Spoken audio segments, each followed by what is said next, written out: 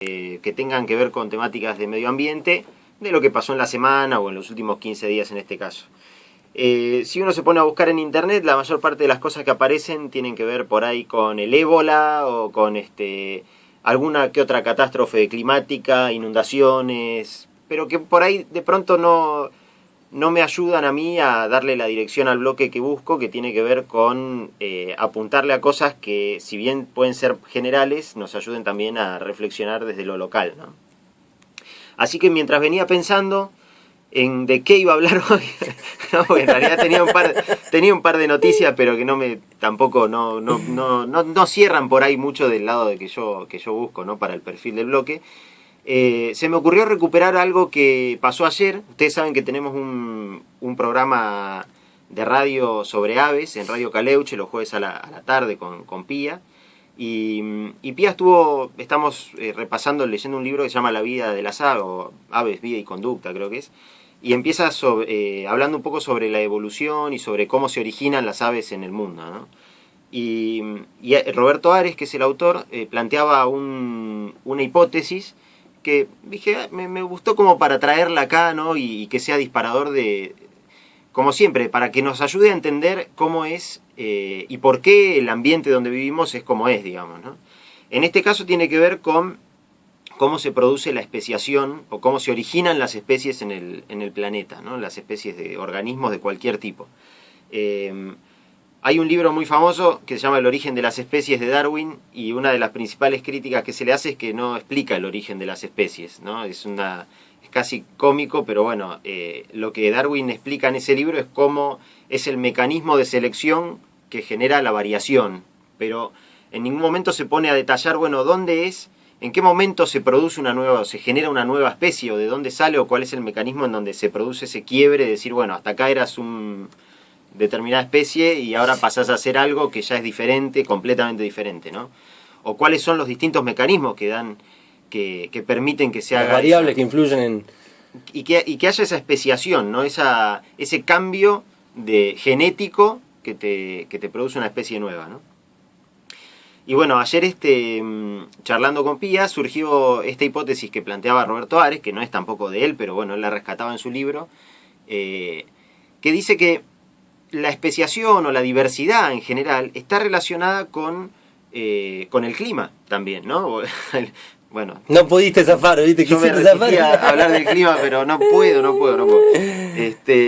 Está relacionada con el clima, ¿no? Y que normalmente en las zonas donde se ve acá a nivel local, si uno piensa cuál es el área de mayor diversidad de la Argentina, estamos hablando de la selva, ¿no? Probablemente cualquiera se le ocurre que pasa por ahí. Uno va a la selva y se encuentra con una exuberancia... Zonas más húmedas y más tropicales por ahí. Con un poco más de calor, que es lo que hace un caldo de cultivo. Que principalmente tiene que ver con las lluvias y con la temperatura, humedad, exactamente. Mucha humedad. En realidad eso hace que haya una mayor producción de vegetación, ¿no? O sea, que haya más diversidad de vegetación y a su vez animales que se alimentan o que dependen de esa vegetación también, ¿no? Y que también logran diversificarse. Y lo que planteaba Ares, que por ahí estoy llegando, ¿no? a lo que quería contar, que me pareció muy interesante y por eso lo rescaté, es que también se da con el lenguaje humano, y por los mismos motivos, ¿no? El ejemplo que planteaba es que esa diversidad que se observa en las especies, en los organismos, si uno lo piensa en la evolución de los lenguajes en África, por ejemplo, cuando se acerca a las zonas tropicales donde se concentran las lluvias y donde es más caluroso, hay una diversidad de lenguas mucho mayor que en las zonas más templadas.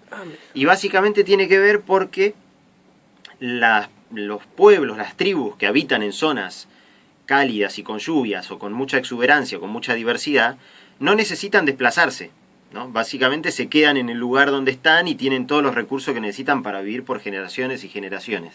En cambio, las tribus y los pueblos que viven en zonas con mayor escasez, se necesitan sí o sí desplazarse y por lo menos estar en contacto con otras tribus cercanas, ¿no? Tener ese intercambio, esa dinámica. Tiene que evolucionar Sí o sí tiene que haber un cambio en el lenguaje, o por lo menos una unificación, digamos, en algún punto capaz distintos lenguajes que se concentran y se convierten en uno.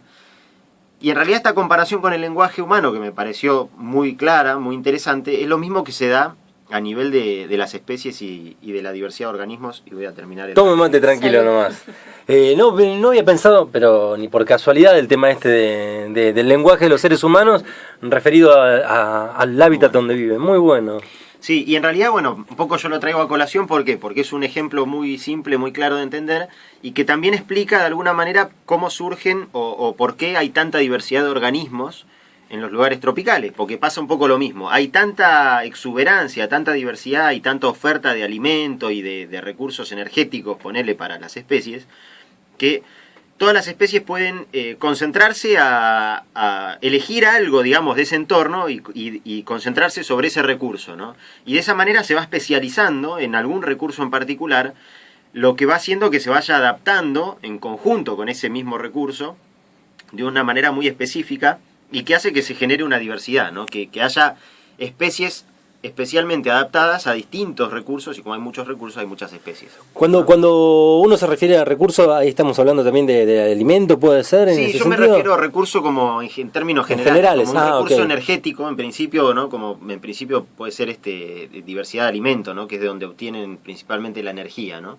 Y que además está relacionado con la diversidad de vegetación y de oferta alimenticia que obtiene. Una pregunta desde la ignorancia, pero aprovecho siempre que estás aquí. El alimento de un ave, pongamos un ave en especial, en particular, X, ¿no?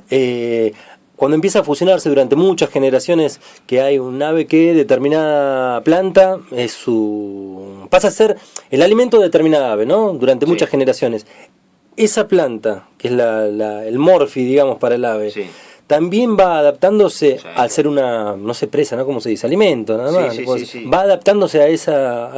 Ah, mira vos. Totalmente. De hecho, una de las bases de la evolución tiene que ver con que ningún organismo está aislado y que en realidad toda evolución es una evolución conjunta, porque los organismos evolucionan en función de los otros organismos y del ambiente en general, digamos, ¿no? Pero mucho de ese ambiente son otros organismos. Y muchas veces las adaptaciones que tienen los organismos a la hora de obtener un recurso alimenticio o de acercarse a una fuente de agua o de aprovechar un sustrato para hacer su madriguera y demás, está condicionado por ese ambiente. Y en el caso de las plantas y de los animales que aprovechan las plantas, hay una coevolución permanente, ¿no? Porque es como el caso de la chita y la gacela en un punto, ¿no? Pero que se da también en las plantas, en el sentido de que la chita la evolución la lleva a ser cada vez más veloz para poder atrapar a las gacelas, y a su vez las gacelas evolucionan para ser más esquivas y también más veloces para escaparse de las chitas, ¿no? Entonces es una selección natural que se va dando en conjunto. Cada especie selecciona sobre la otra, ¿no? Es decir, la chita se come a las gacelas lentas y las chitas rápidas sobreviven más que las chitas lentas también, digamos, ¿no? Es como una evolución conjunta. Y con las plantas se da lo mismo. Todos los mecanismos que pueden llegar a tener las plantas. De defensa. Pero no solo de defensa, sino también de alimentación, porque el fruto, de hecho, es un mecanismo de la planta para poder dispersar su semilla. Claro, ¿no? Me refería en realidad a si la acción del ave que viene a comerla, que modifica digamos, sus parientes plantíferos, entre comillas, digo, si esa acción hace también que tenga una evolución en ese sentido para tratar de defenderse, para tratar de estar lejos del alcance de estos pájaros. Sí, totalmente, pero depende un poco qué es lo que haga, porque en general, en el caso de las aves puntualmente, la interacción que tienen con las plantas normalmente son beneficiosas para las plantas, ¿no? En general. No es polinización y la dispersión son como los principales mecanismos en los que las aves colaboran, ¿no? Con las plantas, más que nada. ¿Cómo se llama? ¿Mutualismo, simbiosis o algo así parecido o no? Es un mutualismo, sí, es un mutualismo. Una simbiosis es un tipo de mutualismo, es un tipo específico, es decir, cuando esa relación es obligatoria, digamos, ¿no? Donde no podría haber vida si los separás, ¿no? Que dependen sí o sí el uno del otro. Eso sería una simbiosis. El mutualismo es cuando hay una colaboración, un beneficio mutuo, pero que no implica no es obligado, sino que si una de las especies desaparece o algo, la otra puede seguir viviendo porque hay otros organismos que colaboran en la polinización, por ejemplo, ¿no? Si el colibrí va y picotea y poliniza, pero en realidad el 50 o el 80% de la polinización la producen los insectos. Entonces es un mutualismo, se beneficia al colibrí, se beneficia a la planta, pero si desaparece el picaflor no muere la planta, y si desaparece la planta tampoco muere el picaflor porque se alimenta de otras plantas también. Perfecta, ¿no? Explicación. Así que un poco la idea era esa, ¿no? Trasladar este ejemplo a lo que es la diversidad y que tiene que ver mucho con cómo se distribuyen las especies en el planeta y sirve mucho a la hora de pensar nuestro entorno natural, ¿no? De dónde es que estamos parados y por qué nuestro ambiente, nuestro entorno